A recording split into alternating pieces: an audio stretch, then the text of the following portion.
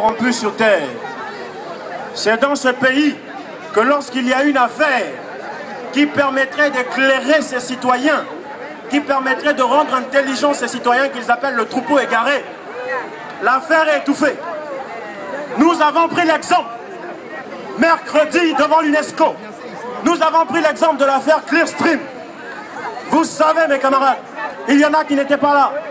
Alors nous allons réitérer ce qui avait été dit pour l'intérêt commun. Il avait été dit que sur l'affaire Clearstream, il était question de savoir ou d'avoir la traçabilité de tout ce qui se passe dans les paradis fiscaux. De tout ce qui se passe dans les paradis fiscaux.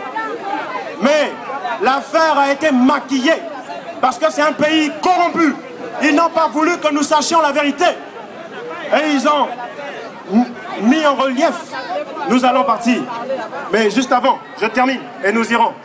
Et ils ont mis en relief une histoire à dormir debout et saugrenue qui serait une sorte de pseudo-conflit entre deux politiques, à savoir de Villepin et celui que vous connaissez.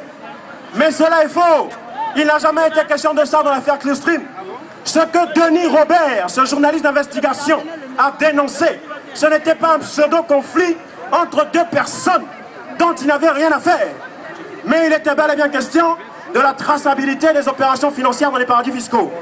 Et ils se sont dit, si le peuple est éclairé dessus, le peuple saura combien tous ces politiques ici ont dans les paradis fiscaux, combien tous ces politiques qui ne payent pas leurs impôts, qui sont en porte-à-faux avec leurs propres lois, cachent dans les paradis fiscaux.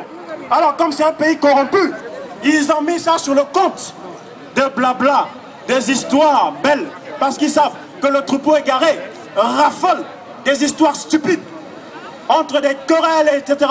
Voilà, c'est un pays corrompu. Ce n'est